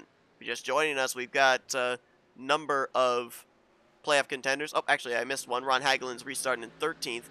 We've got a number of playoff contenders that are out of the race. Rodney Sullins finishing the evening out in 19th. Andre Mahjong in 25th, and Bob LaChance in 27th. And Grant Wesley, as we documented at the beginning of the night, the only repeat winner so far on the season, 3-time winner. Wait a minute, hold on, what's going on with the 39? Something's going on with Josh Metallic there. So the green flag's coming back out. I'm not certain what's going on with his machine. Is he on the apron there? He's down there on the apron. I don't know if his game froze maybe or something. That seems to be an indication that something's gone wrong. And he was going to restart in 2nd place. Looks like he's got it settled out, whatever it was. He's dropped all the way back, it looks like, to around 13th. That's a tough break there for Metallic, whatever is going on with him. But going back to what I was stating, Grant Wesley not in the field here tonight, so he, along with more than likely Bob LaChance, Andre Mahjong, looking at those drivers that might be going into Circuit of the Americas next week, and a must-win situation to be able to advance into the round of 8. Round 2 of the playoffs, Edgewater and Martinsville to set the final 4, and then we've got the call. April 8th, Monday night at the Texas Motor Speedway for the final race of the season Texas. here. Texas Texas. Motor Speedway. Everything's bigger in Texas. Even Once the again, championship Sean trophy. Prime Oh, going. caution. Oh, yeah. Oh, there's someone on his roof in turn 2. Oh, it's Metallic. Oh, man. Metallic's on his roof. Dave Robbins is smoking on the infield there. Probably gonna get off the track for in a moment. What a The horrible 5 19. laps there for Josh Metallic. Glenn Harris involved in it too. Yep. Oh, my goodness. Again, I don't know exactly what went on there with Josh Metallic that Oh, had him hold on, drop wait a back, minute. but Let's see here real quick. that Glenn was... Harris, it was a 3-wide move. Oh, okay. Oh, man, okay. How many times Metallic. can he say oh and okay? No, it was Metallic. Or no, it was Dave Robbins. My bad. Dave Robbins was making it 3-wide, going into turn 1. He was trying to make a pass, and he wasn't quite clear, and he apparently missed the let-off point because Glenn Harris just comes down for the corner, and Dave Robbins just kind of was like, "Hey, I didn't appreciate that," and then he grabbed him into 39, and all 3 of them almost flipped over. That was 2 Jeremy of them Jeffries. did, one of them didn't. That was Jeremy Jeffries. That was on the outside of that 3 wide there with Harris and Robbins. And yeah, boy, Metallic should have started this race up in second place, but had some kind of an issue, which we're still kind of left in the dark about. Faded all the way back to this point, and then nowhere to go when this wreck occurs ahead of him. Harris actually went upside down as well, though his car came back up on all 4 wheels. Metallic also flips back right side up. But that now becomes the 4th, as you see him right there retire out of the race. That's the 4th playoff driver that's going to suffer a DNF here in the playoffs opener. Let's look from the aerial view. Let's take it all the way back here to the exit of turn 4 onto the front straightaway. And that 3 wide battle into turn 1.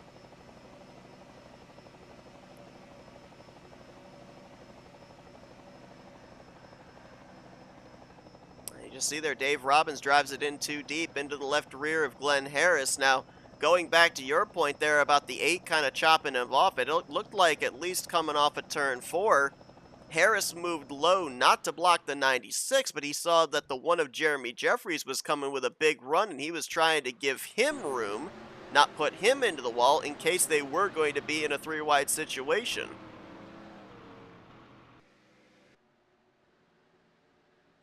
Well, these cautions just continuing to help the race leaders in terms of their fuel number. I think it's safe to say now this is going to be the second caution period since we got to where that fuel window was of them being just barely able to make it, and we're running, what, anywhere from 6 to 8 caution laps here with these 2 yellows. I think it's pretty safe to say they're going to make it on fuel now.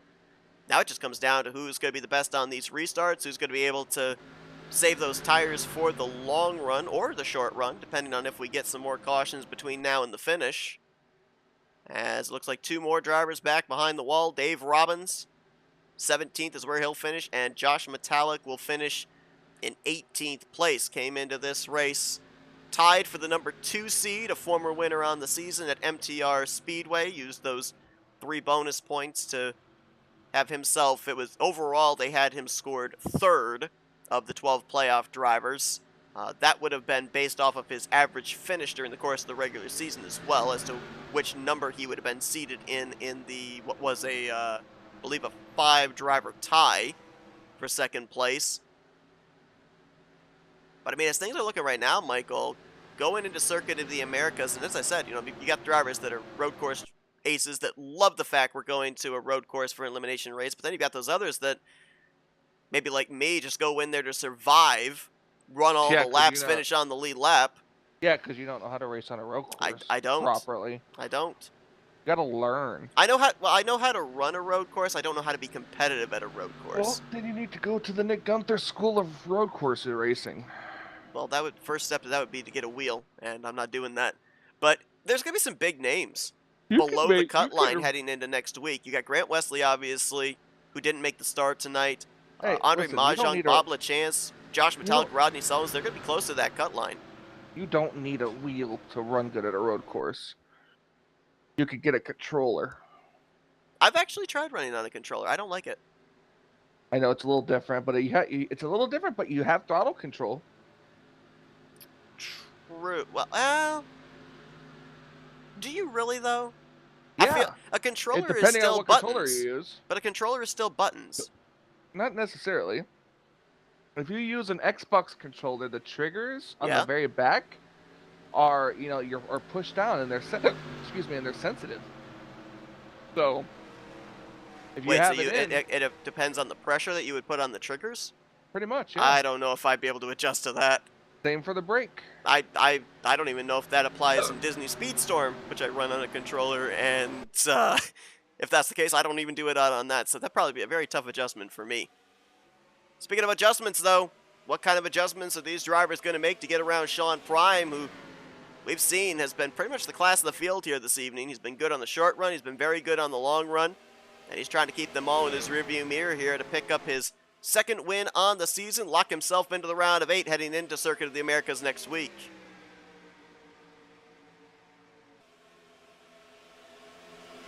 I wonder how much the state of Texas had to pay to have 2 playoff races here this season!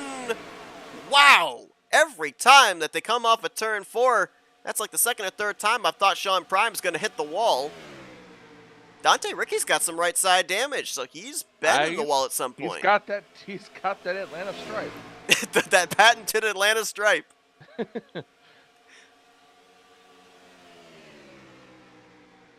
But Texas has got 2 playoff races, Circuit of the Americas, and of course the finale I know, Seth. in You Fort Worth. Just said that. Now you're repeating yourself, old man. You're repeating yourself. You're repeating yourself. You're repeating yourself. Stop repeating yourself. Stop repeating yourself. Good battle here for the 5th position. Richard Martin. How about Terry Bombard? Great comeback for him. He was involved in an early wreck tonight. We saw him have that connection problem spin off the nose of John Van Gorder about midway through. And he is now trying to crack into the top 5. Can't stay to the right rear of Richard Martin right there. And now it might be 3 wide with Andrew Miller getting a nice run off of turn 4. Miller's going to back out of it, though. Primes really has the car to beat. But if Ricky can keep using that outside lane to his advantage, he might be able to get a good run. But it doesn't seem like he can close up right now. Yeah, the big thing that I'm kind of looking at between the 15 and the 84, Sean Prime, when he was running back in 2nd or 3rd, looks like he's got a very versatile car. He can run the top or the bottom if he wants to and makes up ground in both lanes. So he's got options here. For Dante Ricky, we saw him have really good car on the entry of the corner, able to drive it in deep, but then he gives up the said time that he gains through the center of the corner off. So he's got to find some kind of an adjustment there, and more importantly now he's got to worry about Frank Rivard to his inside for the 2nd position. See if he can clear him. I think he there is. He goes. Yep. Clear up. Frank Rivard into P2. Frank Rivard was slotted in 11th of the 12 playoff drivers after everything is reformatted. One of, I believe, 6 drivers that pointed their way into the postseason. And he'd love to lock himself into the round of 8 as Jeff Supta got the wall right there. She got it into the wall again there on the back straightaway. A couple of times for the 11. Looks like we've got about 10 cars up in this lead pack. Oh, Supta's into the wall again!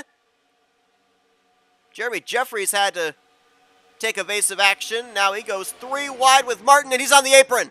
Oh, hang on to it, Jeremy. Another save for the 1 car. Get that big save out of turn 2 on the back straightaway earlier on, and a big save there. That's not easy, being down the apron and not having that thing snap when you come back up onto the banking. Oh, yeah, absolutely. Looking at lap times here, let's follow the 15 and the 35 this time by. Obviously, draft's going to come into play, but Frank Rivard, 31.037. Sean Prime, 31.022. So out there in clean air, even though he doesn't have the benefit of draft, Sean Prime still the fastest of the two, and here comes Brian Schilling.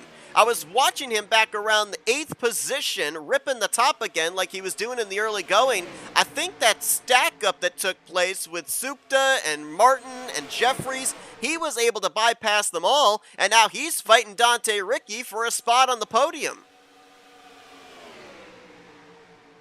That's what it's looking like.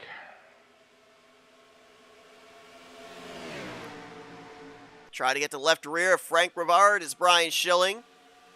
Dante Ricky may have used up his tires. He's still up there on the high side in the 3rd spot, but look at how high he's running. And watch right here. Jeff Supta's going to get a nice run through the center of the corner. It looks like that 84 is falling off, especially off of corner exit.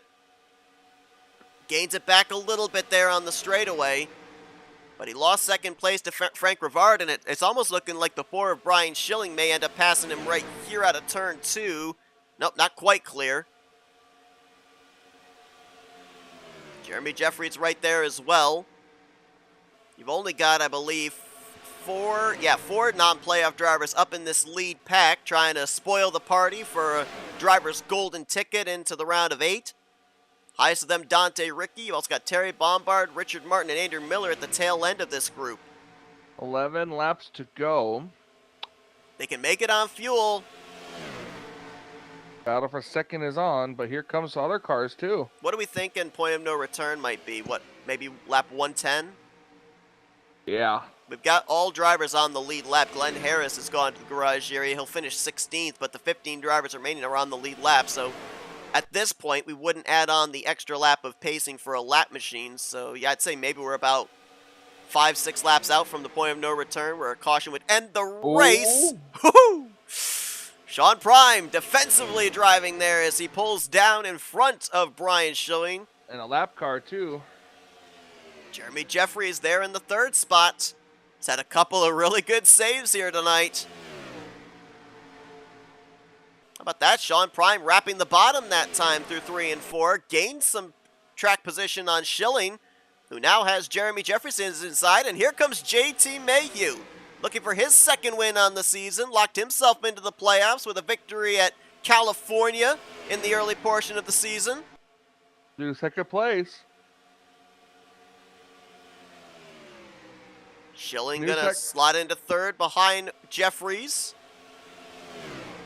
Now a new challenger for Sean Prime in his rearview mirror.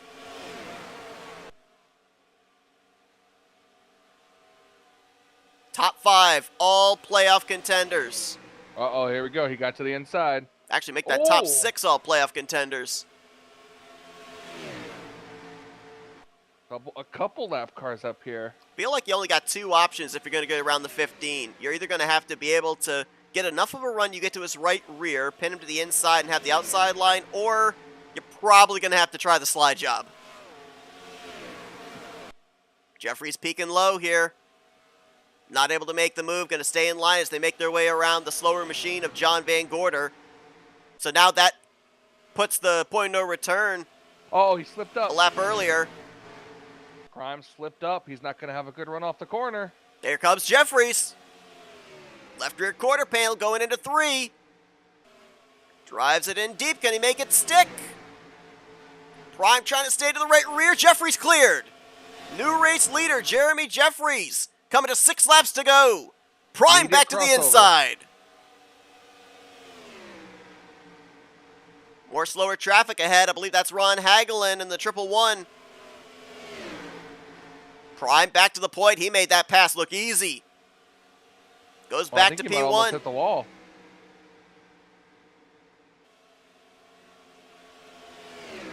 Again, the 15 pushes up. He's used up his tires now. Oh man, he almost got the wall there. Hagelin did get the wall. Jeffries back to the inside for the race lead. 5 laps to go here at Atlanta. And that's it for him. That was all of his tires he had left. Now he's getting freight trained. Schilling's gotten by. JT Mayhew trying to get the 3rd spot. Couldn't clear. Jeremy Jeffries started this race from 16th. As a matter of fact, Jeremy Jeffries was involved in the last caution, and he's been able to fight his way back up here, now to the front. This is the first time Jeremy Jeffries has been out in front all night long, but hey, when the pay window opens, you can usually find the number one up there sniffing the race lead. 4 laps to go. Still the battle on for third. Mayhew trying to complete that pass on Sean Prime. Jeff Supta trying to figure out which lane's moving in that 5th position. We're long enough into a run, I'm not certain if Brian Schilling's going to be able to rip the top like he was doing in the early going. We'll see if he attempts that here. High entry going into turn 1. Let's see where he chooses to go. He'll run about a half groove higher than Jeremy Jeffries. Looks to rotate it through the center. Maybe get a lower exit on the back straightaway, and he did. He diamonded the corner, and now looks to the inside. Shallow entry into 3. Let's see if he can make it stick. He did, but it's not did not get him cleared. They're still stacked up from 3rd place on back. Mayhew cannot complete the pass on Prime. They've been side by side for the last 3 laps. Could this be another interesting Atlanta finish, Seth? Could be. Could very well be. Oh, Schilling lost the nose right there off of turn 2. Got tight. He's got a lap and a half to get him. Can they get around through 3 and 4? Back to the white flag. Sean Prime trying a last-ditch effort there. I think that might have been in on Schilling's tires, though. We'll see. CTS physics, he might be able to get a little bit of a draft run here on the front stretch. White flag in the air for the Busch Beer Chevrolet of Jeremy Jeffries. Ooh, he's thinking about it. Four's getting tight. Four's getting tight, but he's going to get a nice run. I would have kept my nose. Yep, that's what I would have done. I would have kept my nose in there. Does Jeremy block? No, he didn't. He didn't have a run.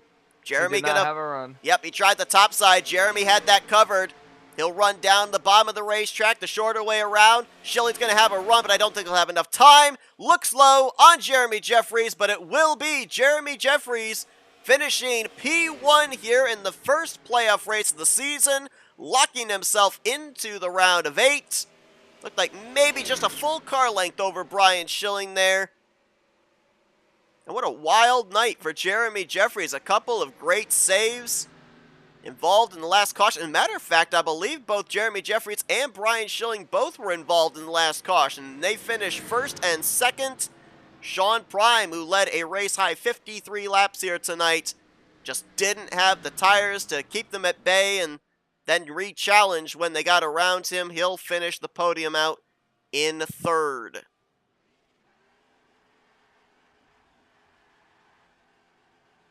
Well, you talked about a classic Atlanta finish, Michael.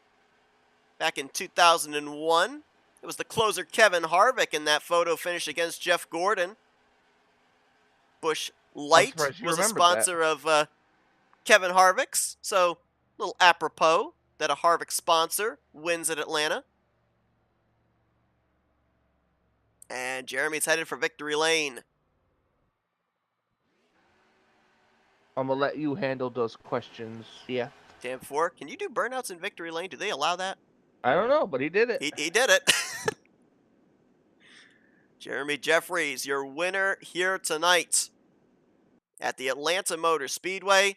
The first driver to advance into the round of 8. He'll go into Circuit of the Americas next week worry-free, knowing that he will be battling in the next round of the playoffs at Edgewater and Martinsville with a chance of advancing into the Final 4 to run for the championship at the Texas Motor Speedway. Here's a look at your finisher results here tonight. Yeah, your top 5 completely comprised of playoff contenders with Jeremy Jeffries, Brian Schilling, Sean Prime, the podium finishers, JT Mayhew, the typical start at the rear, find himself at the front late for the 338, nets the 4th spot, and Jeff Supta brings it home in the 5th position. I'd have to look back and see, but normally at the speedways, we see Jeff Supta at least lead 1 lap, if not most laps. Jeff Supta never led a lap here tonight, but he'll net a top 5 nonetheless. Andrew Miller is the highest finisher of the non-playoff drivers. He'll bring it home in P6. Frank Rivard, playoff contender in 7th. Dante Ricky, Terry Bombard, and Richard Martin going to complete the top 10. The last drivers to finish on the lead lap, Cy Jones, 11th place, stuck it out here tonight. Almost netted a top 10. Andre Charest in 12th, and Bobby Farrell going to finish out the evening in 13th. 14th place, first car one lap down, Ron Hagelin. And John Van Gorder will net a top 15, one lap down in that 15th position. We had a total of 10 cautions here tonight, a number of drivers not reaching the conclusion, and in that, 4 playoff contenders. As Glenn Harris finishes 16th, Dave Robbins 17th. Playoff drivers Josh Metallic, Rodney Sullins 18th and 19th. They may be the cut line drivers heading into next week. Craig Hagley, Chris Emery, Brian Lovell, Denny Carroll all out of the race. Greg Palmer as well. Andre Mahjong, playoff contender. Early retirement in 25th. Jerm Lewis in 26th. Bob LaChance was the first playoff contender to have problems tonight. DNF'd in 27th. And then Wiley Coate and John Godfrey finished in 28th and 29th place. Looks like Brian Rawson was on the starting grid, but did not take the green, so he will more than likely get credited for 30th. And I'm assuming that Grant Wesley would have taken provisional points, not in the field here tonight for this season opener, but he will most definitely, provisional points or not, be below the cut line heading into next week, potentially in a must-win situation at Circuit of the Americas. Came into these playoffs as the points leader with 3 victories during the regular season. Well, it's time now to head into our FRN post-race wind down and dial up some of our podium finishers here this evening. Looked like they really had to work for these top 3 spots. Let's get their point of views of what went down in tonight's race from Atlanta. Let's kick things off with the driver that brings it home in the 3rd spot, Sean Prime. User was Hey, moved to Sean, your Michael and Seth channel. up here in the FRN booth. You got us?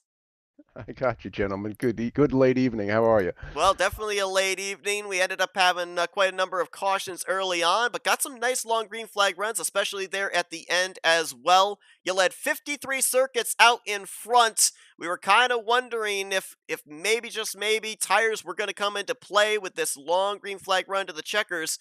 Once the 1 got around you, once the 4 got around you, we saw you try and make some moves there to get back, but had you used up your good years at that point? Oh yeah, that was you have no idea. I was driving my tail off on those old tires. I needed more people to stay out once those 2 guys pitted, Brian and Jeremy, and great call. Everybody else behind them went out, and I held on as long as I could, man. That one lap car we came along, was opened the door too much, and I just didn't have the tires to slam it. But trust me, I was up on the wheel the whole darn night, and that last bit doing everything I could. But it was, a lot of cautions, way, way, way too many cautions. But in between, there was actually some awesome freaking racing going on throughout the field. So there's that, and I'll take the positive out of that, and consider it a good night. 2 positions too short, but confident that we had the Eustis Computer Garage, Track Racers, Stingray Chevrolet, Camaro up there and competing all night. Maybe another high note too, at least from our standpoint, it looked like whether you were in the lead or back in 2nd or 3rd, you had maybe one of the most versatile cars. Seemed like whichever line you wanted to run, whether you wanted to run up against the wall or hook that white line on the bottom, looked like you were able to make it work and actually pick up positions.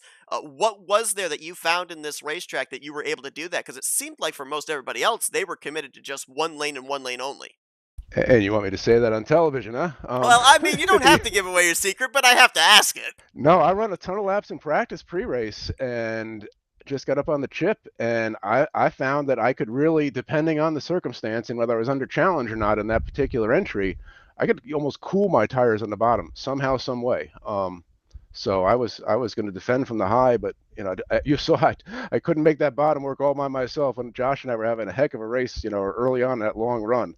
But yeah, it stuck. It's a great setup. Once you let it come in for a few laps, you could really run it anywhere. The draft does come into play, but yeah, I one got away tonight, no doubt about it. But to 2 great guys and some good strategies. A heads up call. I would have bet money on another caution for sure, and that they would have a tough time. I just didn't want to risk the track position going in from first and potentially coming out 21st. Let's see how many cars were on the lead lap. 13th at the end. So even 13th coming out there, it's a tall order with a few laps to go.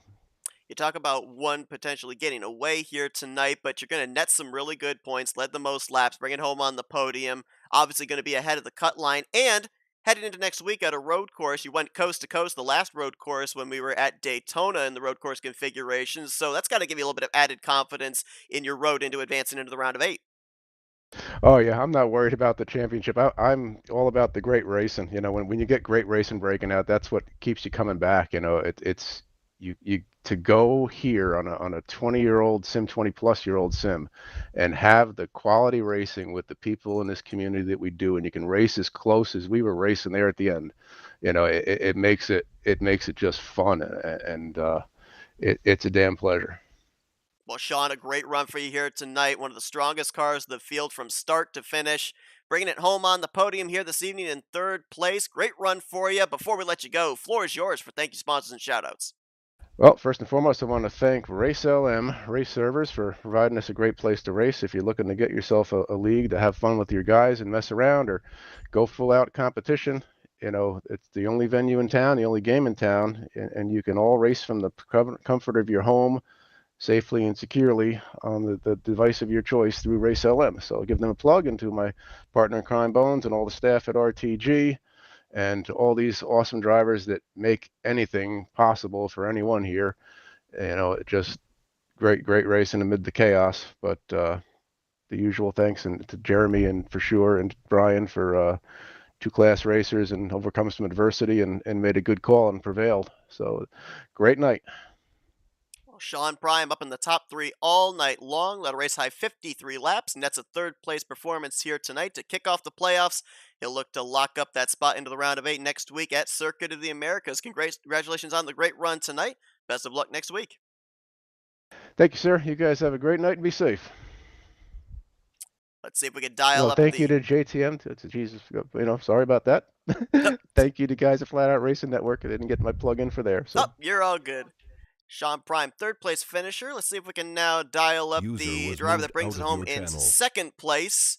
See if we can dial up Brian Schilling. User was Brian, moved Michael, to and your Seth up here in channel. the FRM booth. You got us?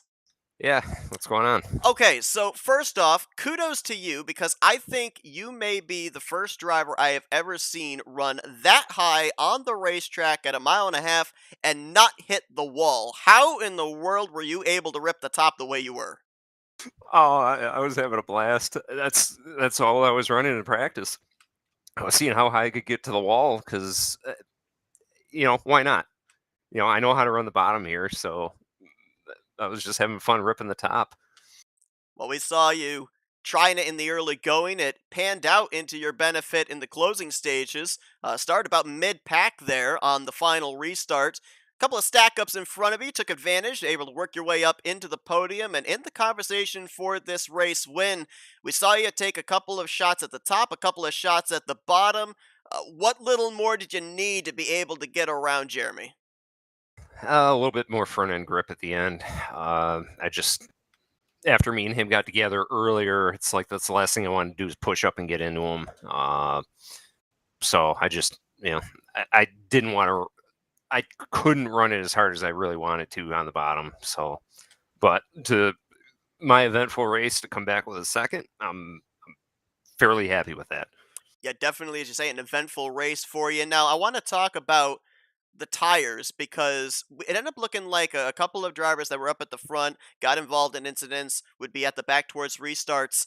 They couldn't really make forward progress very quickly when everybody was on an equal footing. What was the delta you had to have in terms of your fresh tires to other drivers' older tires to be able to make your way up through the field?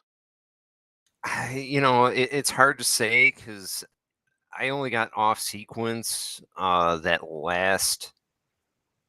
last yellow where actually Jeremy, myself, and JT all went in, and there was only about 4 laps, 4 to 5 laps of green flag laps on those tires, but it apparently made the difference. So I would have to say, anywhere between 5 and 10 laps, I think is kind of the where it's definitely worth it.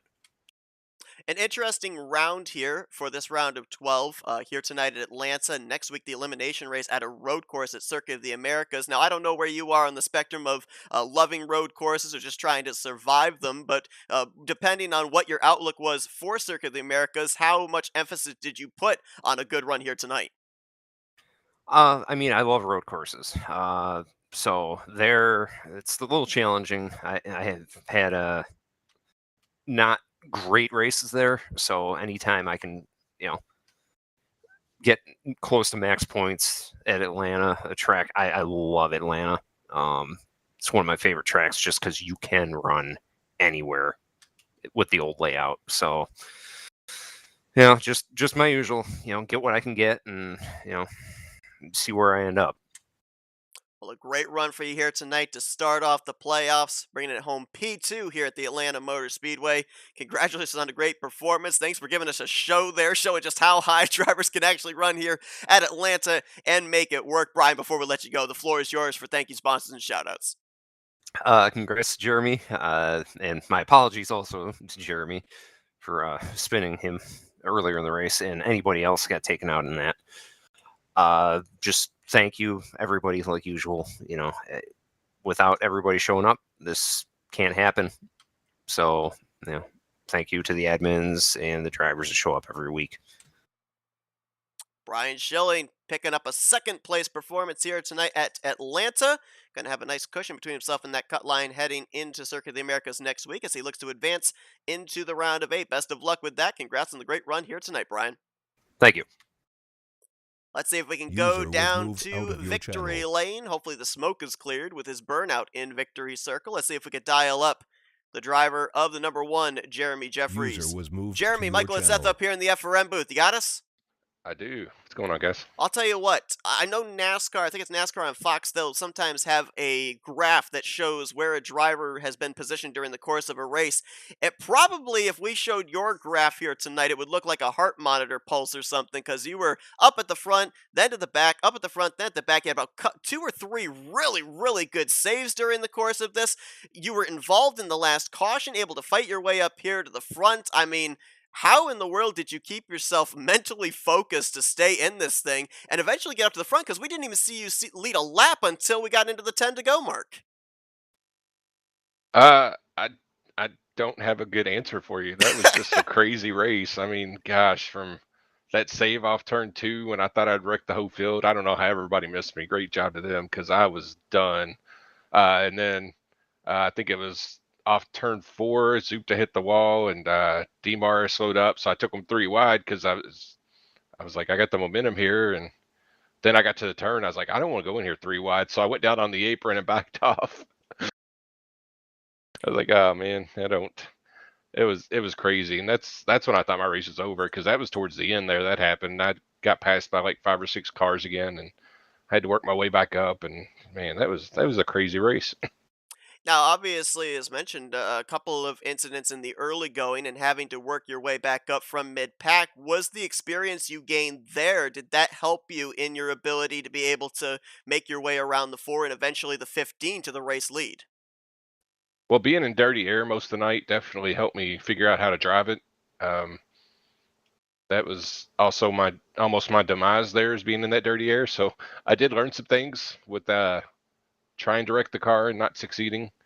So that was definitely helpful at the end. And just the fact that you could run multiple lanes here. I mean, you can only block so much when you're the leader, or, you're trying to get around a guy. Just go where they're not. And, if the car sticks, you're probably going to get a run on them, get around them.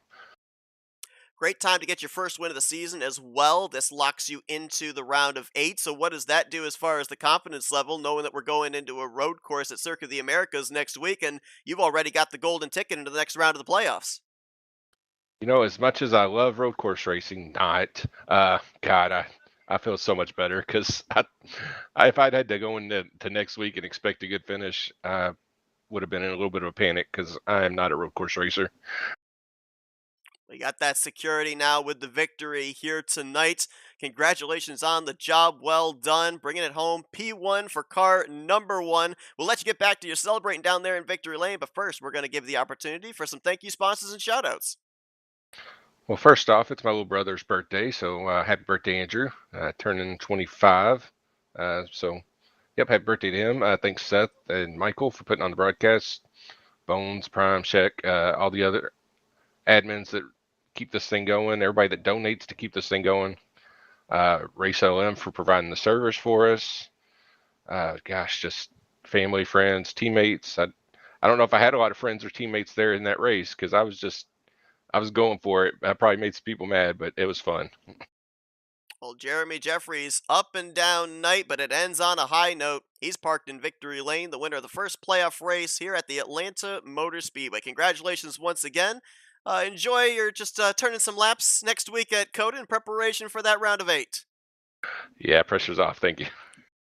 Jeremy Jeffries with the victory. User Jeremy was moved Jeffries, out of your as mentioned, channel. his first win on the season, but it kind of felt like he was due for it because down the home stretch of the regular season, Michael, a second place at Phoenix, a third place at RTG Motor Speedway, so you knew he was on a good momentum streak. More than likely was going to run well here tonight, but talk about turning your fortunes, because we mentioned about the fact he was the driver involved pretty much front and center of the last caution, comes down pit road, takes on the fresh tires, and cuts his way up through the field there in the closing stages to win this thing. And you said pitting on that last caution would have been bad to make your way up through the field. Well, okay, but to be fair, I said that in terms of with everybody on equal footing of tires. He had Oh. probably about 7 to 10 lap fresher tires than everybody else. Oh, nope, he still came down pit road and won the race. So you're Just saying that you were right. You're taking credit for the strategy. Is that what you're doing? Yep. Okay, fair enough.